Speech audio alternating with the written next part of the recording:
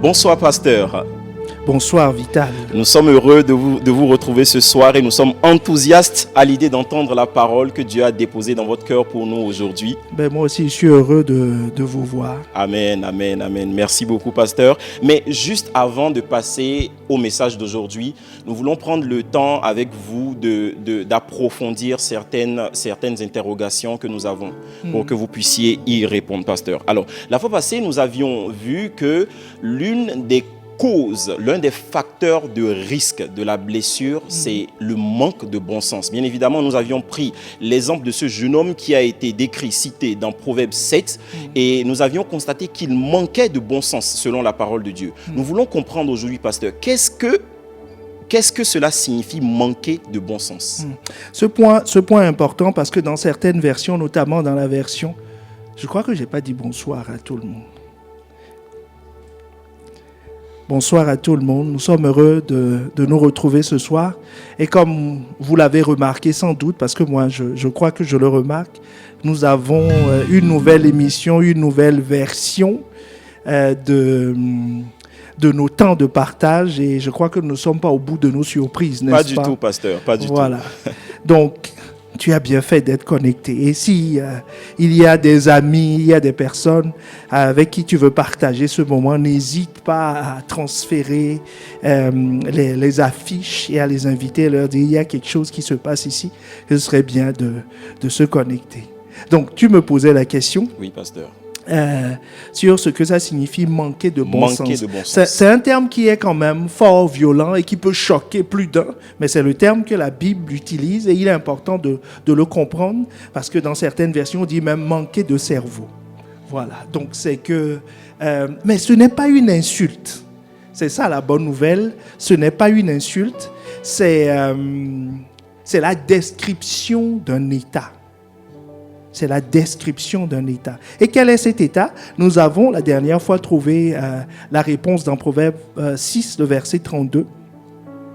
Proverbe 6, verset 32, où il est écrit « Mais celui qui commet un adultère avec une femme », donc c'est une histoire d'immoralité sexuelle ici, et ce test, donc Proverbe 6, 32 nous dit « Mais celui qui commet un adultère avec une femme est dépourvu de sens. » Donc, autrement dit, c'est l'acte qui est posé, qui n'a pas de sens. Et c'est pour ça qu'on dit que le jeune homme manque de bon sens, parce que les orientations qu'il prend, ce qu'il fait, l'acte qu'il pose est insensé. Insensé, dans le sens où il s'auto-blesse. C'est le terme qu'on avait utilisé la dernière fois. Je ne sais pas si ça... Effectivement. Voilà, il s'auto-blesse, c'est-à-dire par son acte, alors qu'il n'a pas envie, personne n'a envie de se blesser. Donc quelqu'un qui se blesse volontairement et sans raison, alors qu'il n'avait pas l'intention de le faire, nous mettons de côté les cas de pathologie, de maladie où les gens se font du mal, mais c'est intentionnel de se faire du mal. Ce jeune homme, en suivant cette femme, n'avait pas l'intention de se faire mal. Il avait juste l'intention soit d'aider, de se faire plaisir. Voilà, cet acte lui paraissait anodin, mais la finalité, c'est la blessure.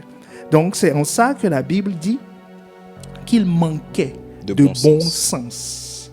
Il manquait de bon sens. Waouh, pasteur, merci beaucoup pour cette réponse qui vraiment rend clair ce que nous avions reçu la fois passée. Alors, nous voulons prendre une deuxième question également. Nous avions vu que l'immaturité également, selon toujours Proverbe 7, est un facteur de blessure, est un facteur de risque de blessure. Alors, est-ce qu'il est possible en fait de protéger quelqu'un qui est immature? Et si oui, comment?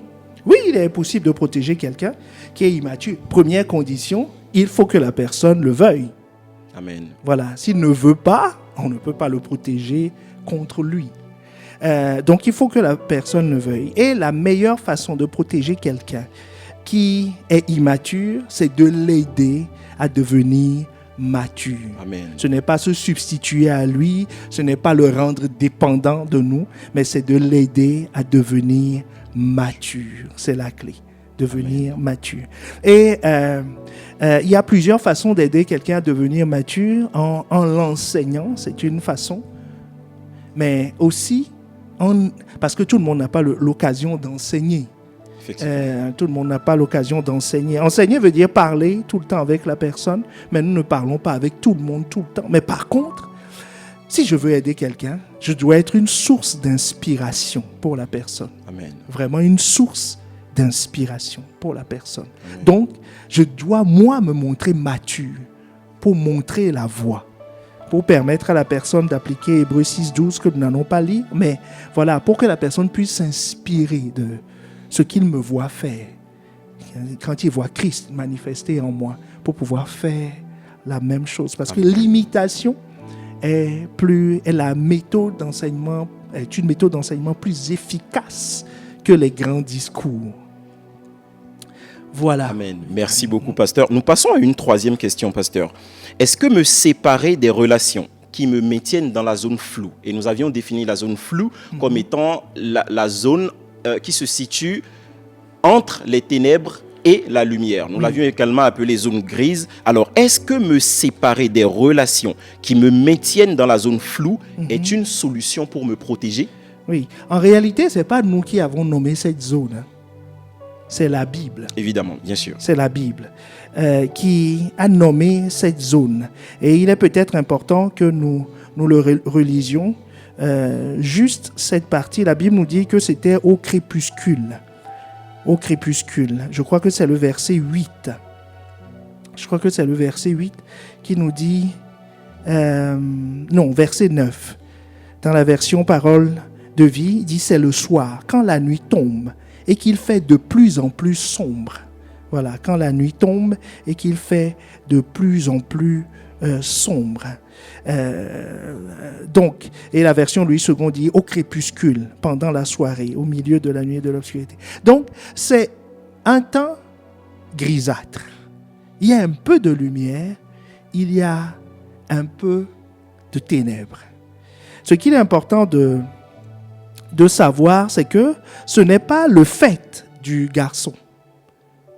Ce n'est pas lui qui a choisi ce temps. Ce n'est pas lui qui a choisi ce moment. C'est une période. Donc, ça veut dire qu'il y a des périodes comme ça dans la vie. Ce n'est pas lui qui a éteint le soleil. Non. Je crois qu'il n'a pas l'interrupteur. Non, encore. Je ne pense pas. Voilà, il n'a pas éteint, il n'a pas de dimmer non plus. Non pour plus. Baisser le... Voilà, c'est comme ça. Donc, il y a des temps. Si l'auteur insiste sur cette partie, c'est quelque part pour nous dire qu'il y a des temps favorables. Il y a des moments à risque. Dans Matthieu 4, la Bible nous dit que Jésus, il a jeûné 40 jours. Et puis, c'est quand il eut faim. C'est ce temps-là. Il était encore dans sa période de jeûne, il sortait du jeûne, voilà. Il avait quelques heures avant une certaine habitude. Maintenant, il doit passer dans une nouvelle phase, les phases de transition comme ça, où ce n'est ni blanc ni noir, c'est un peu grisâtre, c'est la zone, c'est vraiment la zone floue. Donc, la question, c'est est-ce que me séparer des relations qui me maintiennent dans cette zone? Est-ce que c'est une solution? Voilà. Donc, tout à l'heure, je viens d'expliquer que la zone, en réalité, ne dépend pas de moi. Mais il y a certaines relations, quand on dit, ou certaines choses, quand ces choses maintiennent dans la zone floue, ce n'est pas forcément maintenir dans le sens, ils te tiennent les pieds. Mais ces choses amènent un peu de noirceur dans la lumière.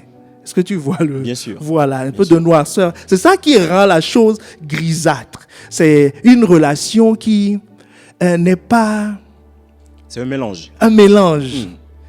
C'est pas sain, c'est pas tout à fait mauvais non plus. Mais c'est un peu mauvais quand même.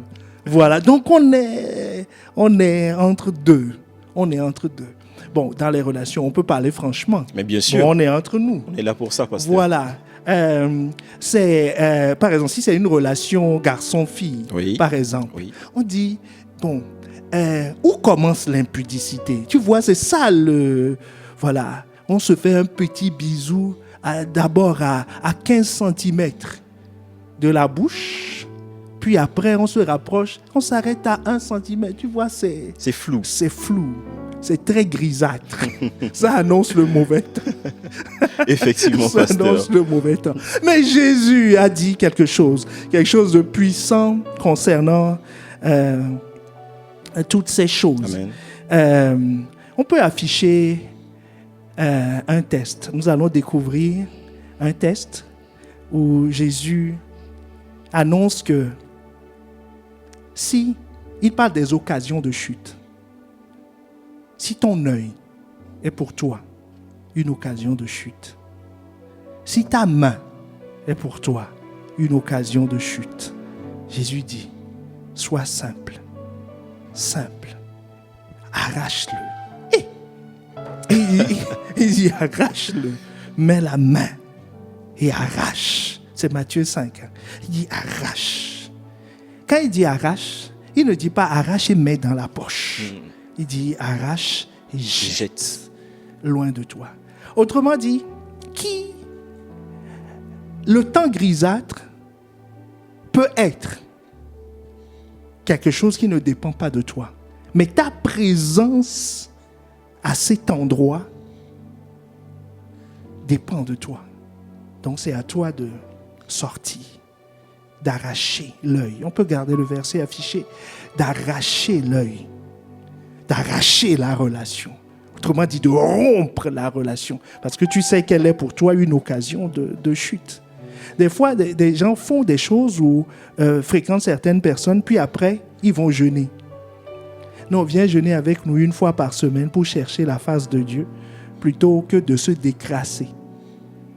Donc, c'est un peu ça. Il faut sortir de la zone floue, mais il faut être déterminé. Je crois qu'aujourd'hui, Dieu nous parlera de ça. Amen. Être déterminé. Amen. Amen, amen, amen. Merci beaucoup, pasteur. Alors, pasteur, nous avions parlé également la fois passée de Genèse 4, 7, où Dieu dit à Caïn que le péché se couche à sa porte. Mais il lui dit de dominer sur le péché. Alors, on a une très belle question justement qui est fondée sur ce verset qui dit, mais pourquoi après la chute d'Adam? Parce qu'après la chute d'Adam, le péché a dominé sur Adam. Pourquoi est-ce qu'après la chute d'Adam, Dieu dit encore à Caïn qu'il peut dominer sur le péché? C'est un des points sur lesquels, qu'on a bien repris dans le résumé tout à l'heure, que nous devons comprendre, c'est que je ne suis pas obligé d'être blessé. La menace peut planer sur moi, mais je ne suis pas obligé d'être blessé. Les mers peuvent se lever, les vents peuvent se lever, mais je ne suis pas obligé de faire naufrage. C'est ce que nous voyons dans le message de dimanche dernier encore, on l'a rappelé. Je ne suis pas obligé. Donc, 1 Corinthiens 10, le verset 13, c'est ce qui s'applique ici. C'est ce que Dieu annonçait à Caïn avant que l'apôtre Paul ne soit suscité. Non, on va nous l'afficher. Donc 1 Corinthiens 10, le verset 13, pour que quelqu'un voie, dit « Aucune tentation ne vous est survenue qui n'ait été humaine, et Dieu qui est fidèle ne permettra pas que vous soyez tentés au-delà de vos forces. » Donc autrement Amen. dit, quand Caïn était triste, quand il avait le visage abattu, il était dans une zone à risque. Oui. Voilà. C'était grisâtre Oui. pour lui. Et Dieu vient lui dire. Dieu lui dit, écoute, c'est moi qui ai permis, selon 1 Corinthiens 10, 13, dit, c'est moi qui ai permis cette situation. Parce que d'ailleurs, le problème, c'est quoi? C'est son offrande a été refusée. Refusée par qui? Par Dieu. Effectivement. Donc Dieu dit, c'est moi qui ai refusé l'offrande, mon petit. Donc calme-toi. Ce que tu ressens là est normal. Ça doit produire normalement en toi un cœur contrit, abattu, dans le sens tu regrettes la façon dont tu m'as présenté l'offrande. C'est l'attitude que j'attendais. Donc cet abattement est gérable pour toi. Cette eau ne va pas fracasser ta porte. Elle ne va pas te dépasser. Donc, c'est là où il lui dit, écoute, tu as le pouvoir de dominer si tu agis bien. Si tu agis bien, c'est quoi? Si tu te répands, nous continuons. Donc, Amen. Dieu s'assure que c'est possible avant de l'autoriser. Comme dit souvent Pasteur Christian, chaque fois que tu as une tentation, devant toi. Je transforme ça un peu dans la version lilloise. C'est tu laisses la tentation, tu danses un peu. Tu vois, non? Oui. Voilà, tu te dis, donc c'est que j'ai ce niveau. Surtout si la tentation est plus grave que celle de la dernière fois. Amen. Tu dis, waouh, non mais j'ai progressé quoi. Amen, J'ai amen, progressé. amen. Tu dis à la tentation, attends-moi, je fais un petit Amen, tour, je amen, rends amen. grâce, je rends grâce et je reviens. Je reviens. C'est que mon niveau a augmenté. Amen. C'est ce que Dieu disait à Caïn, que ton niveau, c'est celui-là. Tu peux dominer sur ce péché. Et c'est ce Amen. qu'il n'a pas fait, mais c'est ce que nous ferons. Amen. C'est pour ça que ces choses ont été écrites pour nous. Amen, amen, pasteur. Merci beaucoup. Pasteur, nous allons prendre une dernière question que nous tirons bien évidemment de ce que vous venez de dire. Dieu dit à Caïn qu'il peut dominer sur le péché. Vous venez de dire que nous ne sommes pas obligés d'être blessés. Mais la Bible nous dit dans 1 Pierre 5 au verset 8 que le diable rôde comme un lion rugissant, cherchant qui dévorer. Mais la Bible nous demande également de lui résister. Alors, la question est celle-ci. Je peux résister aux tentations de l'ennemi. Qu'est-ce que ça signifie réellement dans la vie de chaque jour? Est-ce que ça veut dire que je dois supporter les assauts de l'ennemi en restant passif? Ou qu'est-ce que je dois faire? Qu'est-ce que cela signifie, ce verset? Cette question est très inspirée. Elle est très inspirée. Amen. Mais je sais que la patience est une de tes grandes qualités, n'est-ce Bien pas? sûr, je suis très patient, pasteur. Voilà, donc c'est un fruit que l'Esprit a fait pousser en toi. Amen, amen, Alléluia. amen, amen. Donc nous allons